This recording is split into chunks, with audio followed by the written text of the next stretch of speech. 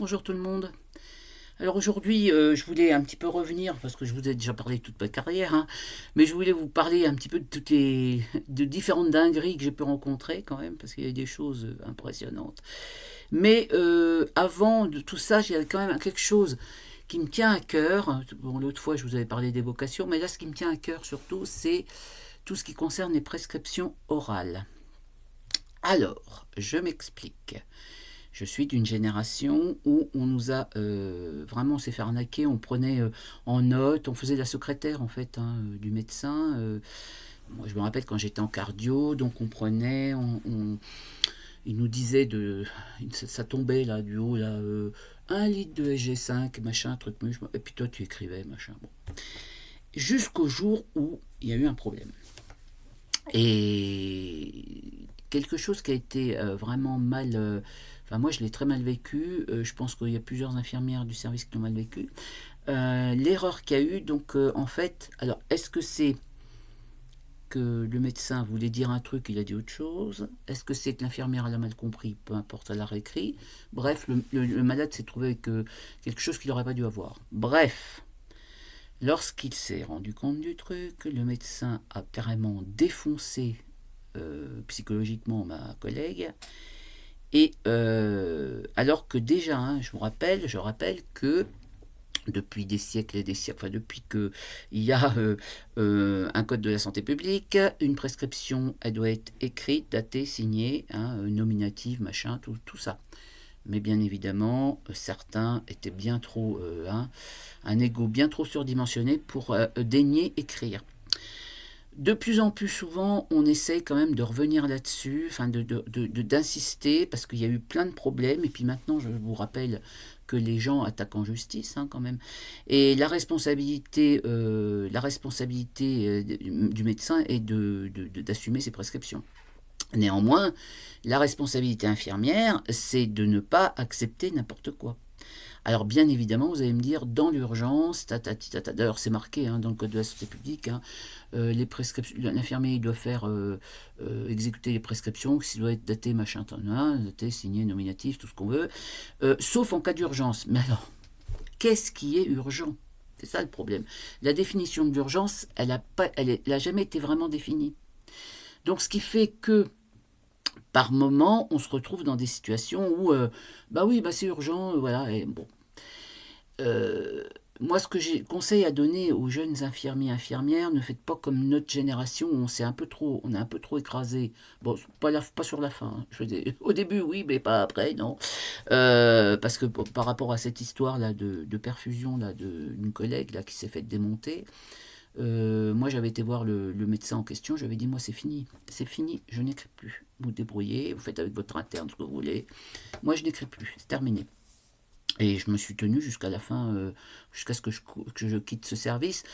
Le souci, c'est que on était un grand nombre d'infirmières dans ce service, on devait être 13 ou 14, je ne sais plus. Et sur les 14, je crois qu'il y en a que 3 qui ont tenu fermement la barre en disant je n'écrirai plus. Et de toute façon, ils ne pouvaient rien nous dire. Ils ne pouvaient rien nous dire. C'est la loi. Bon, on était mal vus, mais c'est pas grave, je m'en fous. Et donc, après, par la suite, moi, j'ai toujours exigé.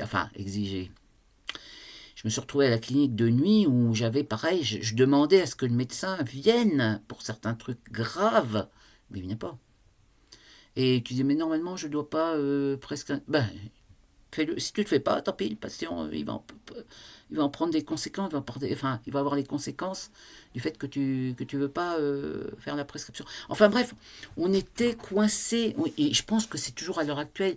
Là, je suis, mais alors, je crois savoir, j'ai dû rediscuter avec des gens à la clinique actuellement, où il y a des procédures maintenant, quand c'est par téléphone, hein, ou alors, donc effectivement, on retranscrivait, même moi, hein, je veux dire, on retranscrivait bien évidemment à quelle heure on avait appelé, machin, tout ça. Mais maintenant, il y a enfin, une surveillance aussi du fait qu'ils aient été contactés, etc. Bon, alors, je ne sais pas s'il y a un enregistrement, mais bon, je pense que ça serait bien. Donc ça, c'est la pire des dingueries, je crois que ça, c'est un truc vraiment... et ce que je trouve vraiment dommage, c'est que à l'heure actuelle encore, eh ben on se retrouve dans la même situation que quand j'ai commencé il y a 40 ans. Quoi. Il faut arrêter ça, parce que ça, c'est déjà... Il faut prendre ses responsabilités. Hein.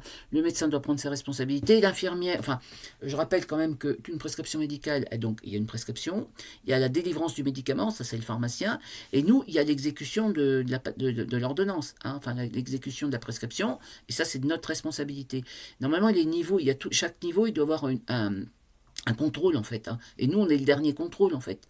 C'est pour ça qu'on nous apprend aussi la pharmacologie. Hein, des trucs sur la pharmacologie, et on nous dit la règle des 5 B, hein, le bon patient, le bon moment, machin. Enfin bon, je vous en passe, c'est des meilleurs, je l'ai fait pendant des années.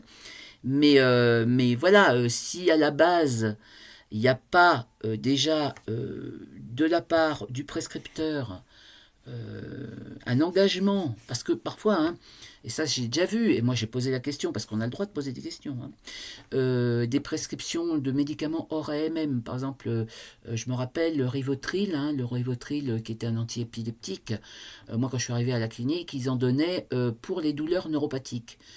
Je suis pas sûr que ça ait vraiment marché, mais enfin bon. Moi, quand j'ai vu ça, moi, je dis, moi, je peux pas donner ça. Je dis, c'est pas pour. Je ne savais pas, moi, hein, c'était hors AMM. Et j'ai demandé des explications. On m'a regardé comme ça, mais bon, on m'a donné des explications quand même. Donc ça, je veux dire, voilà. Y a pas mal d'autres médicaments comme ça. Il ne faut pas hésiter à demander si vous avez un doute, et même aussi de ne pas le faire, parce que moi je me suis vu, ça c'était au tout début de ma carrière, quand je me suis retrouvé parachuté aux urgences, que j'avais jamais foutu les pieds, mais bon, et où un médecin qui était là m'a dit comme ça, parce qu'il y avait un mec qui était ivre, qui voulait pas, je sais pas, il voulait pas qu'on lui fasse la prise de sang, enfin bref. Il me dit, ouais, t'as qu'à faire du droléptan en IV. Je dis, mais le droléptan, ça se fait pas en IV, ça se fait pas en IV, c'est en IM. Ah non, il faut le faire en IV. Je dis, non, je le ferai pas, je le ferai pas. Ouais, j'ai pas fait, et j'ai dit, si vous voulez faire, vous faites, moi je le fais pas. Et je l'ai pas fait, et il s'est rien passé, j'ai pas été, voilà, et puis le patient, il n'a pas eu son droléptan en IV, parce que à l'époque, je sais pas comment c'est maintenant le droléptan, si ça existe encore d'ailleurs, mais c'était un médicament un peu style Equanil, quoi, un gros, donc pour les crises un peu pas psychotiques, mais oui, enfin un peu comme ça, quoi. Donc moi, je l'avais vu faire, et puis ça se faisait qu'en IM. Moi, j'ai pas voulu le faire en IV. Non, mais attends, le mec, il était mort. Attends, et puis pas écrit, hein, pas écrit, bien sûr, bah évidemment, comme ça, à l'arrache. Hein. Non, il faut pas hésiter. Si vous estimez, même si on vous dit, ouais, si je te le dis, tu dois le faire, machin. Non. Vous avez fait 3 ans d'études après le bac, quand même. Hein.